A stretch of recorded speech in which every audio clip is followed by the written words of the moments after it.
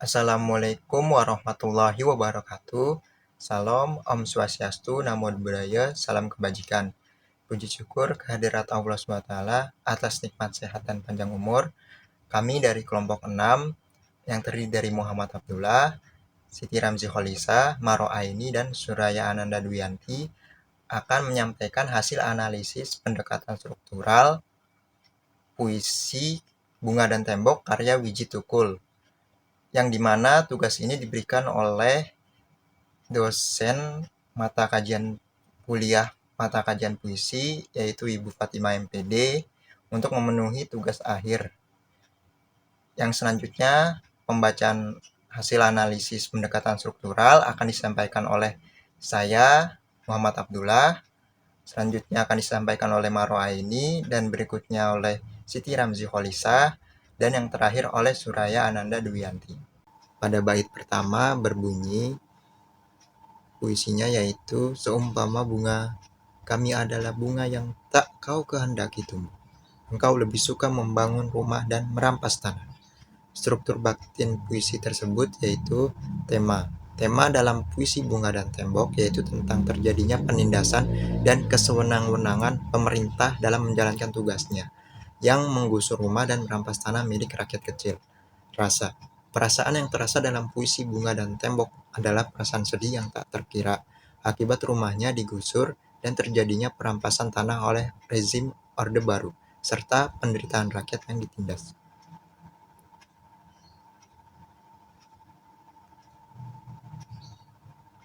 Nada dan suasana.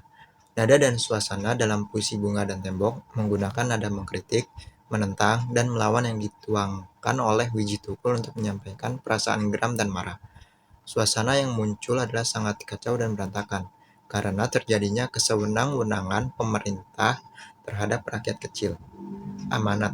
Amanat dalam puisi Bunga dan Tembok yaitu jadilah orang yang berjiwa kesatria dan berani ketika melihat penyelewengan dan ketidakadilan terjadi dalam lingkungan sekitar, serta perjuangkanlah hak-hak yang sudah diambil seperti tanah, rumah, dan harta berharga lainnya.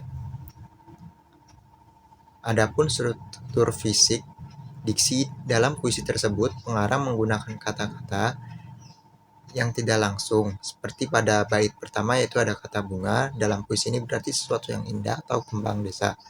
Kata tumbuh berarti sesuatu yang akan segera muncul atau berkembang menjadi besar. Kata membangun berarti sesuatu benda mati yang akan dikerjakan oleh bantuan alat atau tenaga manusia. Kata rumah berarti tempat tinggal yang dibuat oleh manusia dengan bantuan alat dan tenaga manusia. Kata merampas berarti mengambil hak milik orang lain dengan cara disengaja. Yang kedua ada citra imaji. Citra imaji pada bait pertama yaitu terdiri dari dua, yaitu cerita perasaan atau feeling imagery yang terdapat pada kalimat seumpama bunga, kami adalah bunga yang tak kau kehendaki tumbuh. Yang kedua yaitu yang terakhir yaitu citra penglihatan atau visual imagery, yaitu terdapat pada kalimat engkau lebih suka membangun rumah dan merampas tanah. Adapun majas atau gaya bahasa yang digunakan pada bait pertama yaitu metafora. Pada kalimat seumpama bunga, kami adalah bunga yang tak kau kehendaki tumbuh. Dan majas anti klimaks, engkau lebih suka membangun rumah dan merampas tanah. Kata konkret yang terdapat pada bait pertama yaitu kata yang berhubungan dengan citraan, antara lain kalimatnya yaitu seumpama bunga, kami adalah bunga yang tak kau kehendaki tumbuh, dan engkau lebih suka membangun rumah dan merampas tanah. Pada bait kedua. Pada bait kedua ini puisinya berbunyi, seumpama bunga, kami adalah bunga yang tak kau kehendaki adanya. Engkau lebih suka membangun jalan raya dan pagar besi. Pada bait kedua ini terdapat struktur batin puisi. Yang pertama itu ada tema. Tema yang diangkat dalam puisi Bunga dan Tembok adalah penderitaan akibat penggusuran rumah dan perampasan tanah dan kesewenang-wenangan pemerintah yang menggusur rumah dan merampas tanah rakyat. Yang kedua itu ada rasa. Perasaan yang dialami pada puisi Bunga dan Tembok adalah perasaan sedih dan penderitaan rakyat karena rumahnya digusur dan tanahnya dirampas oleh pemerintahan Orde Baru. Selanjutnya ada nada dan suara. Dalam puisi Bunga dan Tembok, menggunakan nada mengkritik, menentang, dan melawan yang digunakan oleh Wiji Tukur untuk menyampaikan perasaan geram dan marah akan berbagai tindak kesewenang-wenangan pemerintah terhadap rakyatnya. Yang terakhir ada amanat. Puisi ini mengajarkan kepada kita bahwa kelompok kecil juga bisa berbicara dan melawan, dan kelompok besar tidak harus selalu menang. Nah, selanjutnya ada struktur fisik puisi. Yang pertama itu ada diksi.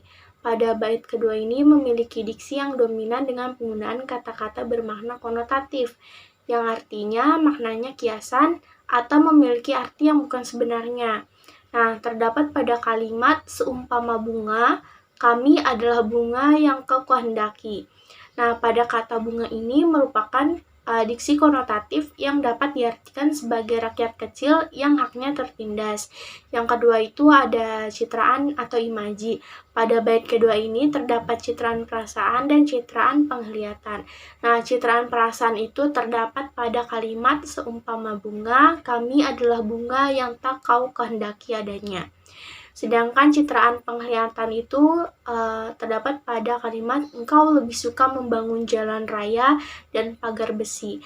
Nah, pada kata pagar besi di sini menggambarkan jarak antara rakyat kecil dengan penguasa. Selanjutnya ada majas atau gaya bahasa. Pada bait kedua ini terdapat majas metafora dan majas antiklimaks. Nah, majas metafora ini terdapat dalam kalimat seumpama bunga, kami adalah bunga yang tak kau kehendaki adanya. Nah, sedangkan majas antiklimaks ini terdapat pada kalimat engkau lebih suka membangun jalan raya dan pagar besi. Selanjutnya ada rima dan ritme. Nah, pada bait kedua ini memiliki rima yang berakhiran a, UI. Sedangkan ritme atau pengulangan bunyi, kata, frase, dan kalimat pada puisi Bunga dan Tembok ini terdapat pada bait 1, 2, dan 3, yaitu pada kalimat seumpama bunga, kau adalah bunga yang tak kau hendaki. Nah, yang terakhir ini ada kata konkret. Dalam puisi merupakan kata yang mengacu pada objek atau benda yang dapat dilihat, diraba, dirasakan, atau didengar secara langsung. Terdapat pada kalimat seumpama bunga, kami adalah bunga yang tak kau kehendaki adanya, dan engkau lebih suka membangun jalan raya dan pagar besi. Pada bait ketiga, seumpama bunga, kami adalah bunga yang dirontokkan di bumi kami sendiri. Jika kami bunga, engkau adalah tembok. Dalam puisi tersebut terdapat struktur batin puisi. Pertama, tema. Puisi ini bertemakan tentang rasa amarah yang dimiliki seseorang tentang perlakuan orang lain terhadapnya dan mempunyai emosi yang menggebu-gebu saat berbicara. Kedua, rasa. Puisi ini memiliki rasa yang sedih terhadap kebijakan dalam lingkungan sosial untuk memperjuangkan hak mereka sebagai seorang rakyat. Ketiga, nada dan suasana. Dalam puisi tersebut, penulis banyak menggunakan nada yang tinggi untuk mewakilkan rasa amarah untuk mendapati hak keadilan bagi mereka. Yang keempat, amanat. Puisi ini mengajarkan bahwa kelompok rakyat kecil juga bisa berbicara dan melawan, sedangkan rakyat besar tidak harus selalu berkuasa. Selanjutnya terdapat struktur fisik puisi dalam puisi tersebut. Yang pertama, terdapat majas atau gaya bahasa. Majas yang digunakan dalam puisi Bunga dan Tembok didominasi dengan majas metafora dan sinekdoke. Contohnya, penggunaan kata bunga sebagai gambaran rakyat kecil dan tembok sebagai gambaran penguasa. Namun ada beberapa kata yang menggunakan majas sinisme dan sarkasme. Jika kami bunga, engkau adalah tembok, terdapat majas metafora dan penggunaan kata bunga sebagai gambaran rakyat kecil dan kata tembok sebagai gambaran penguasa. Kemudian ada diksi.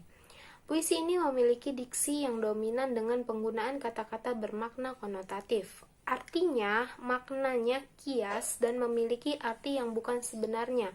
Contohnya pada kata bunga, dapat diartikan sebagai rakyat kecil yang haknya tertindas, sedangkan tembok adalah penguasa yang melalui kebijakannya membatasi rakyat kecil dan membuat jarak di antara keduanya. Selanjutnya ada citra atau imaji. Dalam puisi ini terdapat imaji perasaan. Pada kalimat dirontokkan di bumi kami sendiri terdapat imaji perasaan. Karena pada kata dirontokkan, kata tersebut dapat diartikan sebagai digugurkan karena tidak dikehendaki untuk hidup dan keberadaannya sehingga masyarakat tidak mendapatkan perlakuan yang layak dan kehilangan hak mereka. Dan yang terakhir ada amanat. Puisi ini menggambarkan bahwa kemerdekaan yang seharusnya nampak, nyatanya tidak nampak dan tidak dirasakan oleh rakyat kecil. Kebahagiaan yang konon akan dinikmati oleh semua rakyat karena adanya pembangunan, tetapi nyatanya tidak mereka nikmati. Lalu bait keempat, tapi di tubuh tembok itu telah kami sebar biji-biji. Suatu saat kami akan tumbuh bersama dengan keyakinan engkau harus hancur. Di dalam keyakinan kami, dimanapun, tiran harus tumbang. Struktur batin puisi. Tema. Puisi ini bertema tentang rasa amarah yang dimiliki seseorang tentang perlakuan orang lain terhadapnya. Rasa. Puisi ini memiliki rasa amarah dan dendam yang mendominasi. Tapi di tembok itu telah kami sebar biji-biji. Pada baris ini memiliki nada yang tinggi untuk mewakilkan rasa amarah. Suatu saat kami akan tumbuh bersama. Memiliki nada yang tidak terlalu tinggi tetapi tegas untuk menggambarkan rencana yang matang. Amanat. Puisi ini mengajarkan bahwa kelompok kecil juga bisa berbicara dan melawan. Dan kelompok besar tidak harus selalu menang. Struktur fisik puisi. Diksi. Puisi ini menggunakan bahasa yang mudah dipahami, tidak banyak menggunakan perumpamaan yang memang sulit untuk dipahami. Citra atau imaji. Imaji penglihatan. Pada kalimat telah kami sebar biji-biji, membuat pembaca dapat melihat bahwa sudah ada generasi selanjutnya untuk melawan. Lalu imaji pendengaran. Pada baris engkau harus hancur, membuat pembaca dapat mendengar seberapa semangatnya mereka. Kata konkret. Dimanapun tiran harus tumbang, dapat mewakili seluruh isi puisi dengan menggambarkan sebagaimana mereka bertekad untuk melawan. Nada. Penulis banyak menggunakan nada yang tinggi untuk mewakilkan rasa emosi. Amanat. Puisi ini menggambarkan sebagaimana tidak adilnya sistem di Indonesia. Banyaknya kaum lemah yang dikorbankan dan adanya rasa berani untuk melawan kaum yang bersikap seenaknya. Sekian dari kelompok kami. Mohon maaf jika ada kesalahan. Terima kasih.